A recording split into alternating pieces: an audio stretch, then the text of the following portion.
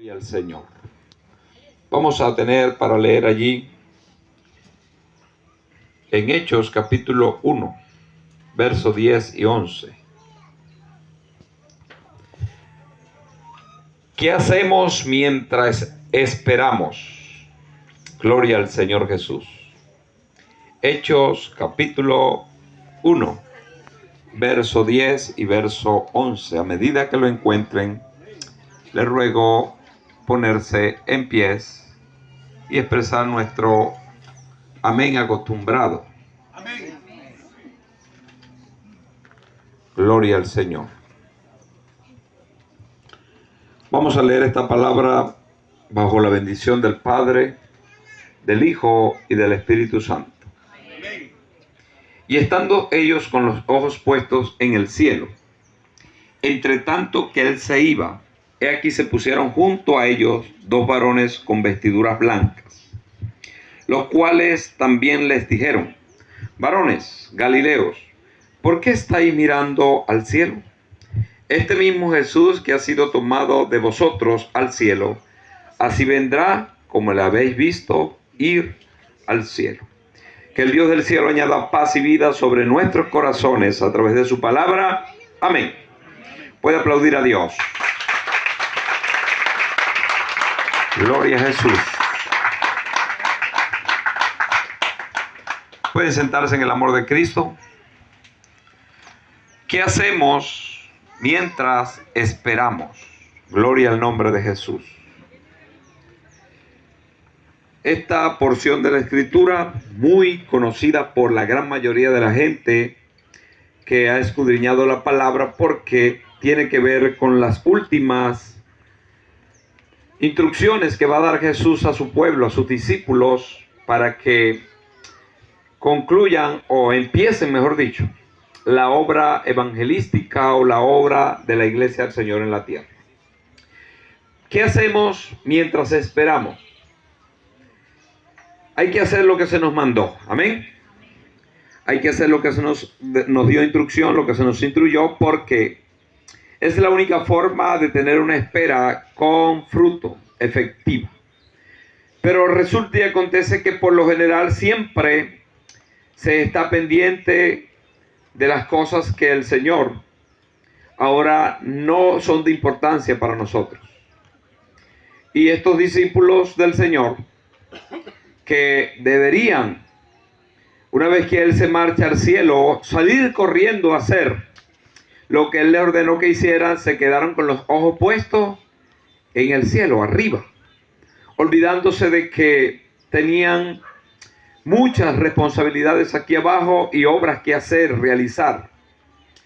Por lo general, cuando Dios está señalando un punto, está diciendo algo, el ser humano siempre está enfocado en otra vía, de otra manera, o mejor dicho, está desenfocado de lo que Dios quiere. Estos discípulos sí, no era fácil, porque vieron a su maestro desprenderse y marcharse al tercer cielo. Pero ya Él les había instruido, de hecho se había quedado el Señor, una vez que resucita, un tiempo prolongado, para demostrarle con señales indubitables de que Él era lo que había dicho la ley, los profetas, los salmos. Se lo demostró de todas las maneras posibles para que ellos entendieran.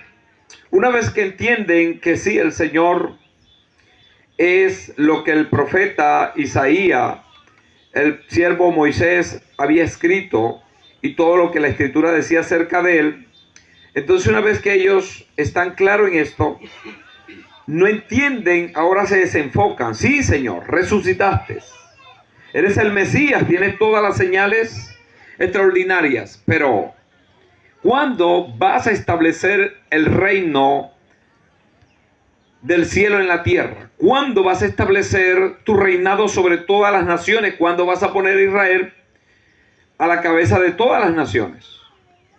Él les dice: no le toca a ustedes manejar estos asuntos. Ustedes no tienen control de esta asignación. Esta solamente es la asignación de mi Padre. Pero hagan lo que yo les estoy mandando a hacer. terminen la obra que le estoy dando en sus manos.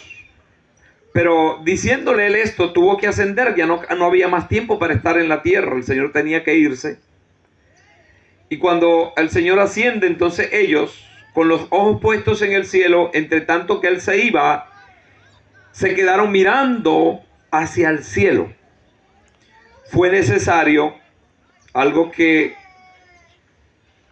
por lo general pasa, pero no es tan común, que ángeles vinieran. Pero fíjense, la mayoría de las presencias de ángeles son cuando las situaciones se salen de las manos del hombre, o cuando no hay control, cuando hay problemas muy grandes, o cuando hay una instrucción muy necesaria, algo extraordinario del cielo. Entonces Dios usa los mensajeros llamados ángeles. Pero acá ellos estaban mirando a Jesús, que se había ido, ya no había nada, ya las nubes lo habían ocultado de sus ojos, pero ellos seguían allá con sus ojos puestos arriba. Fue necesario porque, aquí lo dice, he aquí que se pusieron junto a ellos dos varones con vestiduras blancas, los cuales también le dijeron: varones galileos, ¿por qué estáis mirando al cielo? Una pregunta inquisitoria, una pregunta que requiere una respuesta certera, porque es una pregunta muy incisiva. ¿Por qué estáis mirando al cielo? ¿Qué hacemos mientras esperamos? Ellos no deberían estar mirando al cielo sin estar haciendo lo que el cielo había ordenado. Pero así es el asunto, tan fácil no podemos desenfocar, porque ellos habían recibido estas instrucciones de Jesús resucitado. Ahora el Señor asciende delante de sus ojos, pero se quedan con sus ojos clavados en el cielo, no entendiendo de que sí, Dios está en el cielo, en el tercer cielo, como ya lo sabemos. El reino de Dios, de manera visible y contundente, está en el tercer cielo.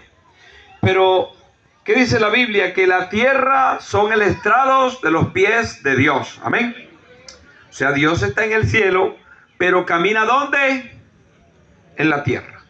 Ahora bien, ¿con qué pies camina Dios en la tierra? ¿Con qué pie Él va al África? ¿Con qué pie Él está en Venezuela? ¿Con qué pie Él está allá con los rusos, en Ucrania, donde sea? Con los nuestros, amén. Y no importa si usted usa Nike o Adidas, o descalzo, en alpargata. Si usted le presta sus pies al Señor, Él camina con usted. La cuestión es no enfocarse en lo que Dios no está enfocado. No mirar lo que Dios no está mirando. Sí, el cielo es importante, extraordinario y bueno. Pero resulta que te voy a poner al corriente de lo que siempre ha sido la visión o la postura del hombre sobre la tierra. Me refiero del hombre más sabio que está en la tierra, el hombre que teme a Dios. Ese es el más sabio. El hombre que teme a Dios en las distintas edades que han pasado de la era cristiana, me refiero, de estos 20 siglos que han pasado. Siempre el hombre se enfoca solamente arriba y se olvida de acá abajo. Esa es una posición. La otra posición es que se enfocan solamente abajo y se olvidan de allá arriba. Y en verdad el hombre sabio, como dice el Señor en ese discurso primero de Mateo, que edifica su casa sobre la roca, tiene que estar alineado sí con el cielo, pero también saber cuál es su función en la tierra. Amén. Para no desenfocarse, porque es fácil. Si yo me enfoco mucho arriba, me desenfoco de la obra que se me ordenó abajo. Y si me enfoco mucho abajo, me olvido de lo que está arriba. Una cosa, dijo Jesús, es necesaria sin la necesidad de dejar la otra. Puedo hacer una cosa, estar pendiente del cielo, pero sin dejar de hacer lo que el cielo me ordenó que hiciera en la tierra. Amén. ¿Entienden el punto? ¿Se han desenfocado o están enfocados? Estamos enfocados, amén, en el nombre de Jesús. Sí, les decía, en los 20 siglos, siempre, en cada siglo ha habido grupos, o la iglesia en general, o se enfoca única y exclusivamente en las cosas de arriba, pero no a la manera que las cosas de arriba deben ser atendidas, porque efectivamente cuando atendemos de todo corazón las cosas de arriba, ya efectivamente estamos prendidos en las cosas que deben estar aquí abajo sucediendo a través de nosotros. Me refiero a un enfoque sencillamente meramente humano. Porque yo me puedo enfocar arriba y abajo, pero si estoy enfocado solamente desde mi perspectiva humana, desde mi visión humana, y no estoy enfocado según los diseños y designios de Dios, entonces no estoy haciendo nada. Debo estar enfocado en el tercer cielo según la palabra, amén. Y enfocado en la obra que se me ordenó que hiciera en la tierra según la palabra. Porque el Señor y en la Escritura siempre decía que esto lo dijo Jesús, esto lo hizo Jesús porque esto era conforme a la palabra. Entonces, es necesario que sepamos que siempre va a haber esta tendencia o tentación de enfocarnos o en el cielo o en la tierra, olvidándonos de la orden suprema que proviene, ya todos lo sabemos, del cielo. Porque es donde está el trono de Dios. Y cuando el Señor Jesucristo, por cierto, asciende al tercer cielo, dice que se sentó ¿dónde? A la diestra del Dios Padre. El Padre tiene un trono alto y sublime, y a su izquierda y su derecha hay tronos. Y desde esa manera van ascendiendo tronos de manera infinita, porque no tenemos esos detalles, pero es así el asunto. Jesús, como hombre que se hizo y vivió en la tierra y triunfó, entonces tiene la autoridad, el poder de sentarse a la diestra del Padre. Ahí está. Pero Él está sentado allí. Pero su clamor, ¿hacia dónde se enfoca? ¿Hacia algún sector del cielo? ¿A dónde está enfocado el clamor de Jesús? Está enfocado al Padre, pero el objetivo es bendecir al ser humano. Amén. Está sentado en el cielo, pero sigue haciendo obras extraordinarias aquí en la tierra. Ustedes saben lo que ha hecho el Señor hoy, en este día de luz para nosotros, esta parte del mundo. Cantidades de cosas extraordinarias. Es bien posible que haya hecho unas cuantas para ti, pero no lo hayas notado, ni siquiera gracias le diste, porque así es el ser humano. Pero no por eso Él deja de hacer, de obrar, porque Él es Dios bueno y grande en misericordia. Por eso un buen hombre y mujer de Dios que sabe dónde está parado, siempre va a agradecer a Dios por todo, amén. Porque él sabe, ella sabe que todo proviene del Dios Todopoderoso, del Dios de las bondades. Entonces Jesús, aunque está en el cielo, está enfocado en salvar al hombre.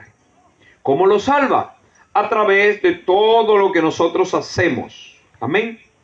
Nosotros ahora somos los pies, pero también somos las manos. También somos todo lo que el Señor fue cuando estuvo visible. Ahora nosotros somos su cuerpo acá en la tierra.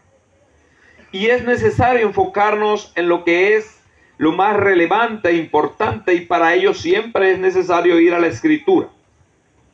Le voy a poner en el contexto de lo que estaba pasando cuando Daniel, capítulo 9 de Daniel, empieza a buscar a Dios en oración. Mire, el concepto que tenía Daniel de la Escritura era muy extraordinario, como debe ser. Por eso fue un gran hombre de Dios. Y no ignoraba lo que estaba pasando a su alrededor. Por eso su libro, en este capítulo 9 de Daniel, comienza de la siguiente manera. Dice que en el año primero de Darío, hijo de Asuero, de la nación de los Medos, que vino a ser rey sobre el reino de los caldeos, en el año primero de su reinado, yo, Daniel, miré atentamente en el libro el número de los años de que habló Jehová al profeta Jeremías, que había de cumplirse las desolaciones de Jerusalén en 70 años. ¿Qué hacemos mientras esperamos? ¿Sabe lo que hacía Daniel mientras esperaba que se consumaran las obras extraordinarias de Dios? Escudriñar la Biblia. Dígalo, escudriñar la Biblia. Toque a su hermano que está a su lado. Ahora bien, escudriñar la Biblia para nosotros como cristianos es si quiero, si puedo, o cómo lo percibimos de parte del Señor Jesús. ¿Como una sugerencia o como una orden? Una orden. Y por eso hemos hecho énfasis siempre en los predicadores que llamamos a las almas al altar. Hacemos énfasis en que la persona reciba a Jesús como Señor. Porque al recibirlo como Señor, entonces tiene a quien obedecer a su Señor. Amén. Es más, el Señor no le echa cuentos ni va con atajos hacia nadie. Él le habla claro a las personas. ¿Quieres aceptarme como Señor? ¿Quieres ser mi siervo? Entonces, ¿quién acepta? Porque tiene que ser, y es así, es voluntario. Todo el que acepta voluntariamente el señorío de Jesús tiene que someterse a la orden que Él da. Amén. Y gracias a Dios que el Señor sí tiene su título, lo ostenta con todas las luces. Pero es un Señor bueno. Amén. A diferencia del pseudo Señor de la tierra, del Señor de las tinieblas, que Él es perverso y malo. Y lamentablemente a través de su engaño, hablando de la tierra, y ustedes saben todo esto, pero siempre hay alguien nuevo que debe aprender estas lecciones. ¿Qué hay más en la tierra de la parte humana? ¿Siervos de Dios o siervos del diablo? Da hasta como cosa decirlo, grima, diría alguien. Pero lamentablemente, debo decirte, que hay más en la tierra servidores del enemigo que servidores de Cristo. Y Cristo llama a la gente de manera voluntaria. El enemigo va con un lazo y los atrapa. Y algunos que se dan cuenta que le están sirviendo a él, le sirven de todo corazón, pero ellos saben que sencillamente la ruina, la crisis, la maldad y sobre todo la falta de paz que tienen, nunca podrán ser saciados porque no están buscando al Señor, y Satanás no puede dar lo que Él no tiene. ¿Han oído el dicho ustedes decir que nadie da lo que no tiene? Porque efectivamente Él no puede darle paz ni tranquilidad a la gente. Él lo que le da es abundancia de placeres y bienes materiales para entretenerlo, para que se le consuman facilito sus 80, 100, 110 años, no sé cómo, pero Él lo va a hacer. Porque como Él está jugando a la grande, Él quiere llevarlo a la eternidad sin Dios. No le importa 80 años de riqueza, 100 años de riqueza. A Él no le importa eso. Eso para Él es un soplido. Porque Él está en el mundo superior a nosotros, en el mundo espiritual, donde reina un tiempo que no es el Cronos. Pero así es el asunto. Entonces, Jesús, Señor bueno, extraordinario Señor, pero tiene menos siervos que el enemigo acá en la tierra. Cuando decimos esto, algunas personas que tienen una mente matemática dicen, pero como que el Señor está perdiendo. Nunca. El Señor ha perdido ni perderá. Usted pone a 10 millones de personas que no le sirven a Dios y pone a uno solo que le sirve a Dios y pone una balanza. La balanza es antigua, de las 12 esticas, ¿se acuerdan? Pone a los 10 millones de los que no le sirven aquí, siervos del enemigo, y esa balanza, como está vacía la otra parte, baja hasta el final. Pero agarra un siervo de Dios de cualquier lugar del mundo y lo pone en la otra balanza y ¡rum!, lo inclina hacia abajo. Porque no se trata de cantidad, sino de calidad. Amén. Es lo que siempre se nos pide a nosotros, que el tiempo que pasemos con las personas, sobre todo las personas que están cercanas a nosotros, debe ser tiempo de calidad. Pero lamentablemente el hombre y la mujer se da cuenta de pasar tiempo de calidad con su hija, con su hijo, con su padre, con su hermano, con su vecino, con quien sea, es cuando ya no lo tiene. Triste y lamentable. Algunos lloran por teléfono viendo al hijo que está allá, la hija que le nació, el nieto y todo, pero cuando los tenían acá, ni siquiera los saludaban. Y la juventud que se está levantando, la generación, es bastante déspota en cuanto a eso. En cuanto a saludar, abrazar y hacer, es bastante difícil. Con más razón nosotros debemos ayudar. Pero les decía de la calidad, porque al Señor, aunque Él trabaja con multitudes, pero Él siempre busca la atención de un individuo. Amén. De una persona que se pare firme ante Él. Entonces sí, en la tierra hay más servidores de las tinieblas, pero ninguno de ellos tiene la calidad de un redimido por la sangre de Cristo. ¡Aleluya!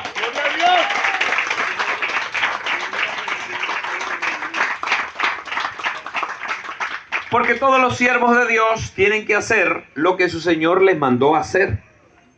Este siervo de Dios llamado Daniel, que había sido deportado cuando era un jovenzuelo adolescente. Le habían matado, para que sepan, a sus padres, a la gran multitud de sus amigos. Lo habían llevado, se había salvado porque tenía juventud.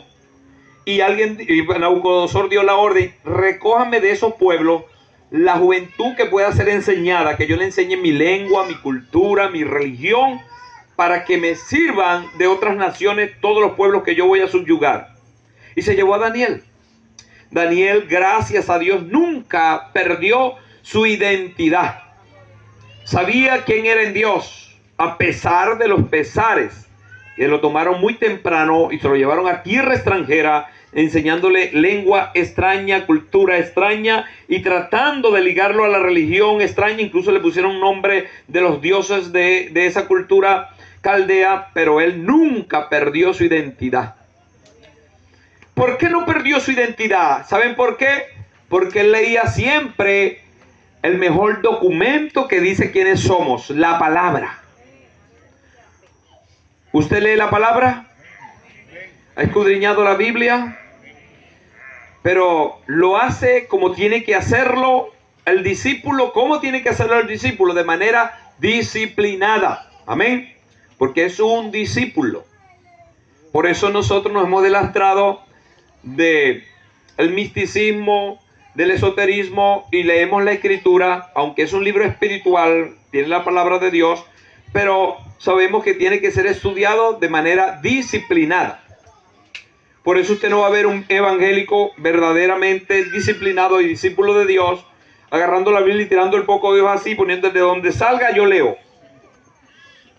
No, hay incluso personas que lo hacen por muchos años, tienen 10, 15, 20 años en el camino del Señor y nunca han leído la Biblia completa, porque siempre han sido desordenados.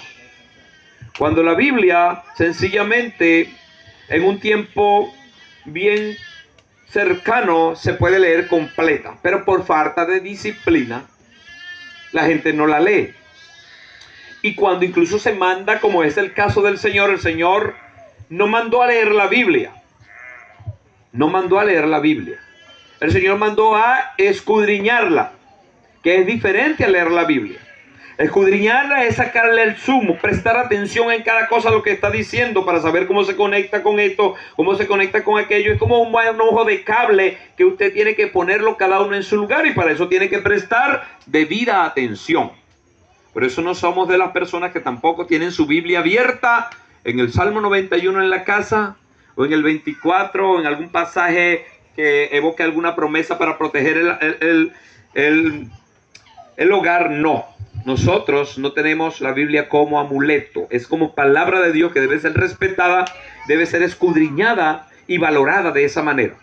Le digo todo esto porque Daniel no perdió su identidad, porque ¿qué hacemos mientras esperamos? Es lo que le dije que es mi tema para hoy. ¿Qué hacemos? En este caso, Daniel tenía que escudriñar la palabra. Y escudriñando la palabra, dice él, le decía que este hombre tenía conocimiento de todo un poco, porque él dice, en el año primero de Darío, hijo de Asuero, rey que le habían sucedido, en este caso ahora, los medos, Daniel fue un hombre extraordinario.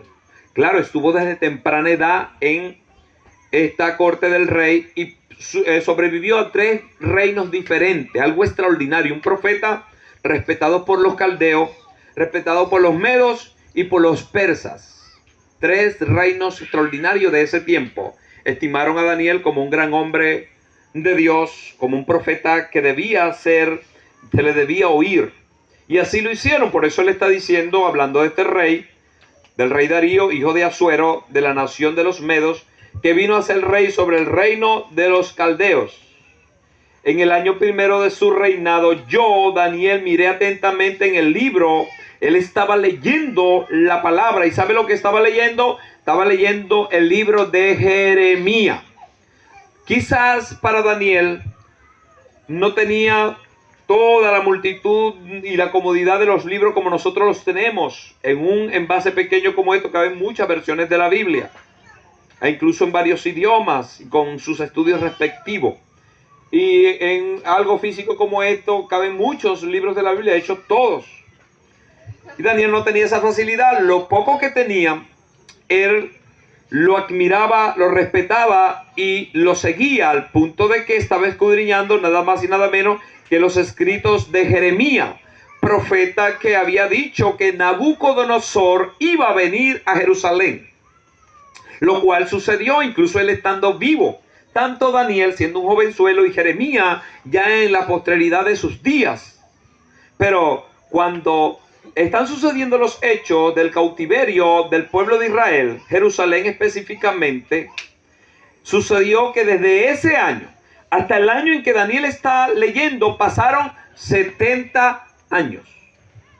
Daniel estaba prendido en esa verdad. Él sabía que Jeremías había dicho que la cautividad de Israel iba a durar 70 años. Y sucedió. Él dice, wow, estamos en el año de donde se profetizó, estamos en el año 70 de la profecía de Jeremías, de la cautividad del pueblo de Israel. Voy a escudriñar. Y escudriñó y vio que todo estaba de acuerdo a las profecías.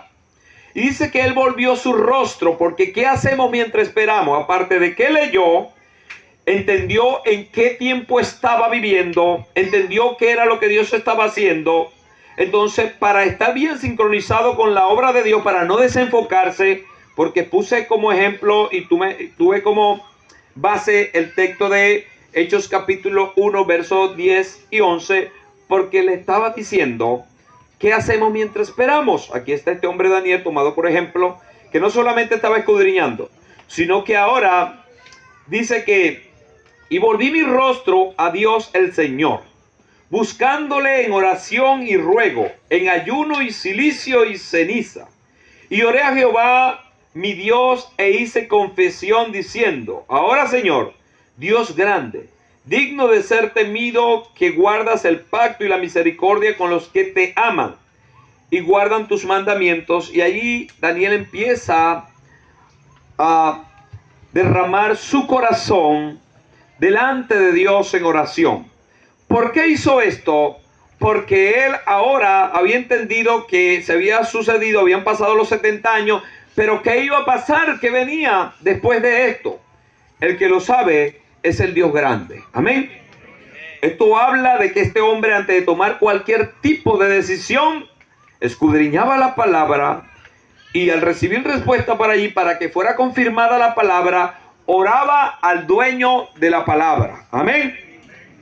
Lo importante de cuando sabemos lo que Dios ha dicho en su palabra es que si salió de la boca de Dios y lo dijo Dios, nunca va a cambiar. Me refiero a las cosas que son principios, no lo que usted interpreta que dijo Dios. Y para ello hay que hacer un estudio minucioso para saber qué fue lo que dijo Dios que no cambia. Porque mucha gente está tomando algunos pasajes o algunas cosas de la Escritura diciendo que esto no va a cambiar y resulta que eso no fue lo que dijo Dios. Para ello, por eso entonces hacer caso preciso a la orden de nuestro Señor Jesucristo, escudriñar la Escritura. Amén. Este hombre escudriñó, buscó, no se equivocó de libro. Se buscó, dijo, estoy yo enrolado en las profecías de Jeremías, que fue el que dijo que por causa del pecado íbamos a estar tomados en una nación extraña. Yo soy parte de ese cautiverio, dijo él. ¿Qué escudriño?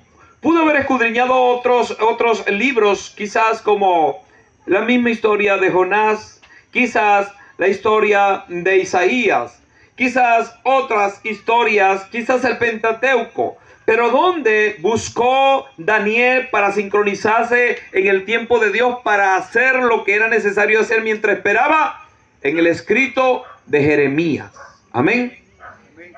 Así que si usted, que ya tiene un conocimiento básico de la Biblia, va a buscar algún tipo de asunto, tiene que ir a los pasajes que tienen que ver con ese asunto. Y no lo cambie, así vayan en contra de lo que usted quiera, porque es posible que alguien diga, yo quiero hacer una asociación comercial con tal o cual persona. Esa persona no es escrupulosa, no tiene la fe y es una persona dada a la mentira. Entonces, yo quiero hacer una asociación con él porque él tiene un capital que me interesa. Pero resulta que yo oro a Dios y me siento un poco inquieto. ¿Qué debo hacer? ¿Debo escudriñar la palabra, ¿verdad que sí? Y debo buscar los pasajes donde me habla de no hacer yugo desiguales. Pero es posible que ya mi corazón se haya inclinado hacia eso y no quiera buscar esos pasajes y busque cualquier otro tipo de pasajes que se parecen pero no son. Y yo amaño ese pasaje, forzo la barra de ese pasaje y lo trato de usar para apoyarme. No, hay que usar los pasajes de la Biblia como están allí y en el lugar que corresponde, para sacar provecho. Este hombre de Dios leyó las profecías de Jeremías y dice, eran 70 años, ya se cumplieron. Porque ya yo llevo esa cuenta, 70 años. Daniel era un hombre dado a los números, un hombre de extraordinariamente, y en cuanto a la matemática que se desarrolló en ese tiempo, de los mejores. Y él guardó y supo que eran 70 años que debían pasar, y ahora están cumplidos los 70 años. Pero ¿qué dirá Dios? ¿Qué dice Dios ahora aparte de esto? Entonces él, como no hay una respuesta certera, clama al Padre de todas las respuestas. Amén. Clamó, y cuando uno clama tiene que esperar. Porque ¿qué hacemos mientras esperamos? Pudiera ser esperar. Pudiera ser obrar en esto o en aquello. Pudiera ser como en el caso de nosotros mientras estamos acá, mientras la plaga nos está azotando. Déjanos tranquilos en el nombre del Señor. Amén. Le tocó su turno a ellos también. Nos habían tratado bastante bien, no estaban por allí, estaban incubando.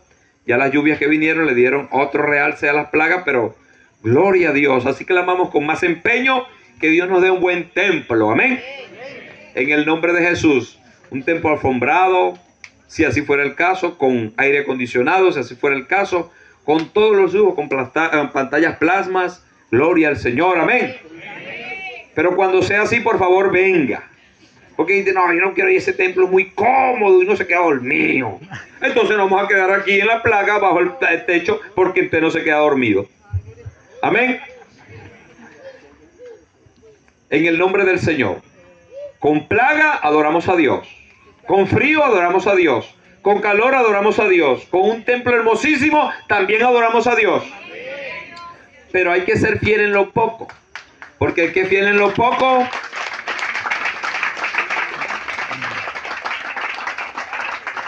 Dios lo pone en lo mucho. Y algunos de ustedes se espantan los zancudos de la boca. El predicador a veces está hablando y se desenfoca, y algún zancudo se mete en ese hoyo, en ese agujero negro, como dicen, en la boca de uno. A veces uno está incómodo acá, pero gloria al Señor por todo. Amén. Aquí no hay plaga como en los lugares donde hemos predicado, y como el testimonio que contaba nuestro amado hermano Carlos Artiaga el día jueves aquí, ¿se acuerdan? Dice que un bicharachero le rodeó. No solamente zancudos, moscas, sino cantidades de bichos, insectos y cosas. Pero gloria a Dios, nosotros, los zancudos son como de 7 a 7 y media. Ellos después se van, se acuestan muy temprano. Tienen que madrugar mañana. Gloria al Señor. Pero no se desenfoque, porque una de las cosas que decía era que no nos debemos desenfocar. Amén. Entonces este hombre no solamente escudriña lo que dice Jeremías, sabía lo que decía Jeremías, tenía un concepto extraordinario de la Biblia, el mejor libro y lo mejor para leer. Y ahora que está enfocado, está en el tiempo, clama al Dios del cielo. Y le pone empeño su oración, porque no es una oración ligera, no es una oración simplista, es una oración profunda. Porque él se preparó para eso. Y oré a Jehová, mi Dios, e hice confesión, diciendo, ahora Señor Dios grande, pero antes había dicho en el 3, y volví mi rostro a Dios, al Señor, buscándole en oración y ruego, en ayuno, cilicio y ceniza. Este hombre ayunó mientras esperaba la respuesta certera de Dios. Era un asunto mayúsculo que él necesitaba saber. Se cumplieron los 70 años que dijo el profeta honrado y respetado Jeremías. Ahora, ¿qué va a pasar? Necesito conectarme con el Dios del cielo para ver lo que Él va a hacer. Y Dios siempre está obrando, amén. Lo que no sabemos en qué consiste la obra de Dios somos nosotros. Por eso debemos clamar. Porque Dios siempre está obrando en 3 áreas específicas en las que nosotros movemos. Primero, en mi propia vida. ¿Cómo está la obra de Dios en tu vida? ¿Qué ha hecho Dios en tu vida? Eso es importante. Ese es el primer terreno en el que Dios tiene que hablarme, en el que Dios tiene que ordenar las cosas en mi propia vida, sin ver para ningún lado. Yo, como terreno, como nación, como individuo, como persona que Dios quiere alcanzar y llevar a otros niveles. ¿Cuál y cómo está la obra de Dios en mi vida? Luego Dios va a obrar en lo que tenemos alrededor, en nuestra familia. Dios quiere que nosotros sepamos lo que Él va a hacer en nuestra familia y lo que está haciendo. Porque qué tal si Dios está haciendo una obra por la izquierda y tú desenfocado te estás metiendo por la derecha. ¿No estás entendiendo? ¿Por qué? Porque no has clamado, no has rogado, porque ¿qué hacemos mientras esperamos? Aquí está el siervo de Dios, escudriñando la palabra y en este caso orando a Dios de manera eficiente y efectiva, poniéndole oración y ayuno para que las cosas se den en el tiempo de Dios y que yo no me salga de esa voluntad. Porque Dios siempre está obrando, somos nosotros los que nos salimos de ese orden. Entonces Dios obra en mi vida, primera tierra, obra en mi alrededor, segunda tierra, y luego en los proyectos que yo tengo. En esas tres áreas Dios siempre quiere que nosotros sepamos lo que Él va a hacer, para que nosotros hagamos todo de acuerdo a lo que Dios ha dicho, para que las cosas nos salgan bien. Dios le dijo a Josué, para que prosperes en todo lo que hagas tienes que saber lo que yo he dicho. Y si se te olvida, pobre de ti, ay de ti, mejor para que no se te olvide, repite la palabra que te he dado antes de acostarte, a levantarte, yendo por el camino, enséñasela a tus hijos, escríbela en los lugares visibles.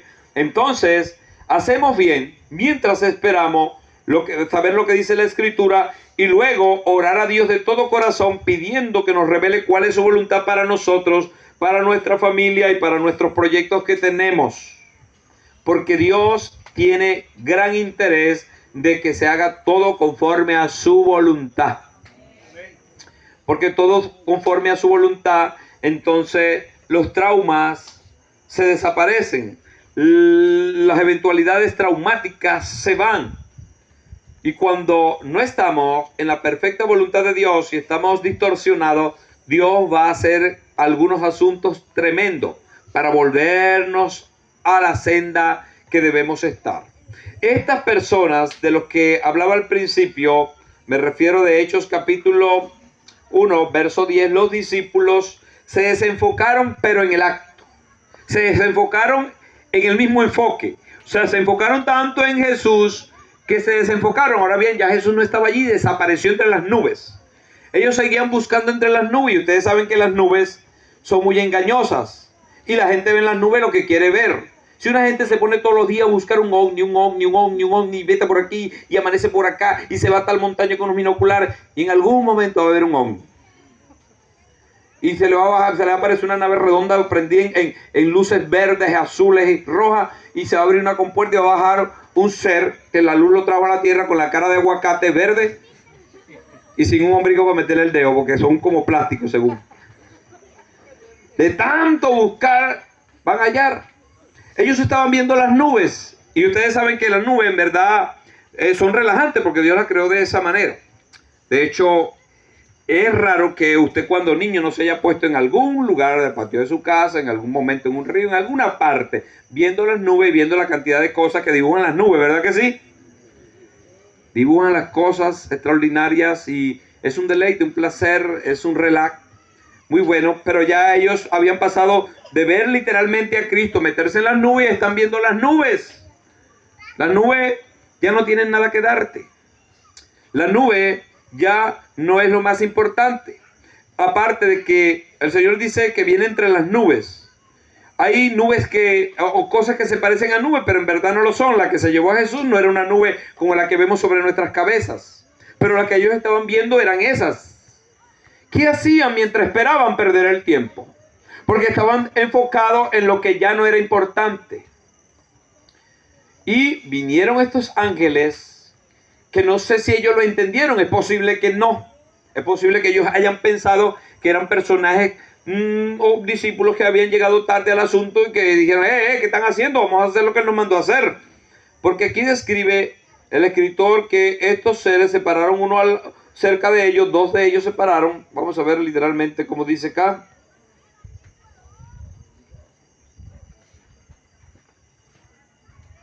En el verso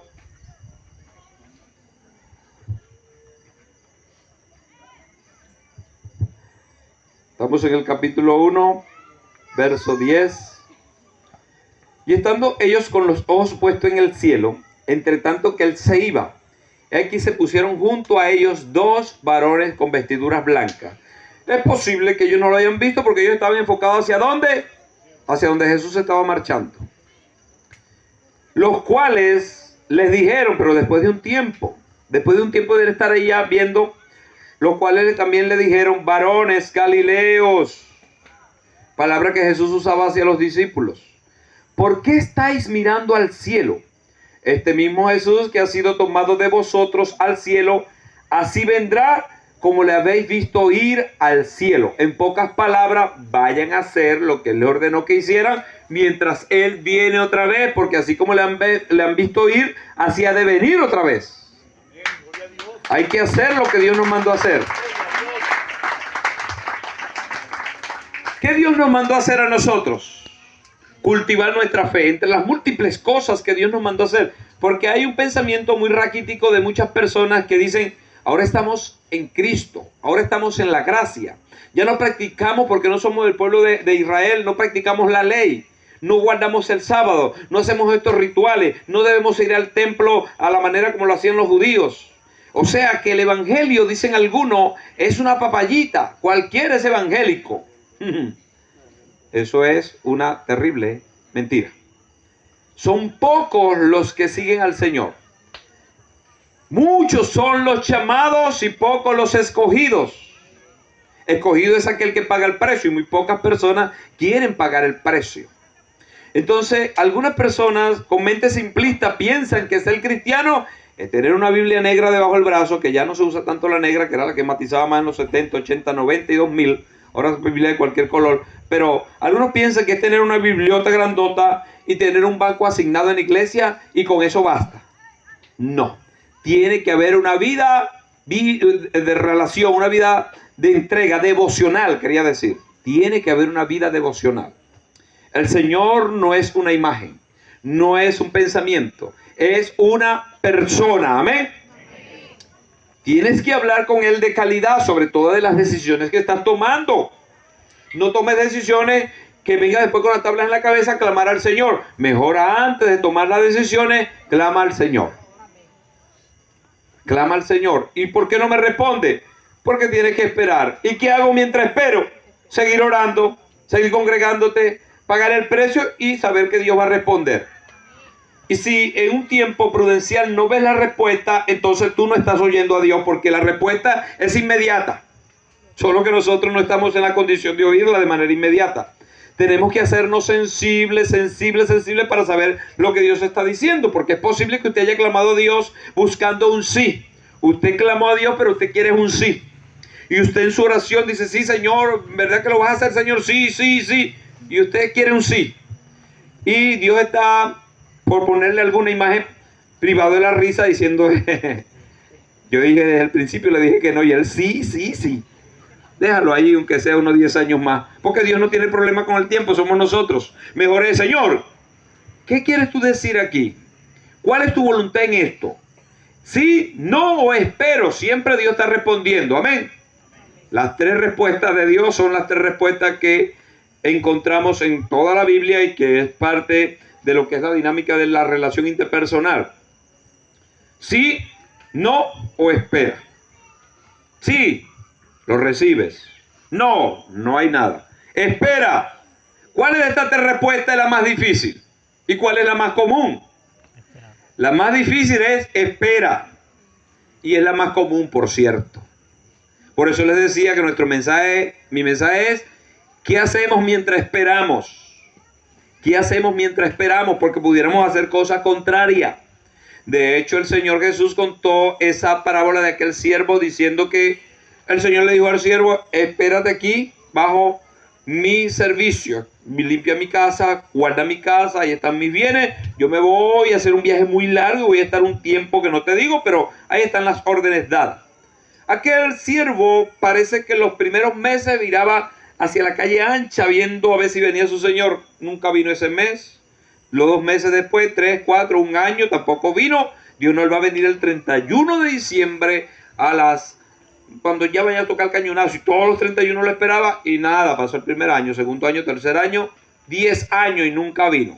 Aquel siervo dijo, ajá, el Señor no vino ni en los días, ni en la semana, ni en los meses, ni en el año. El Señor no viene. No viene.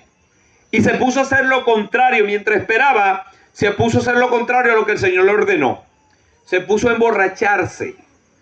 Y bajo la borrachera, como en la borrachera la gente se transforma en lo que piensa, en lo que sueña, porque el borracho saca siempre sus sueños frustrados y los pone de manifiesto. Aquel que no le dice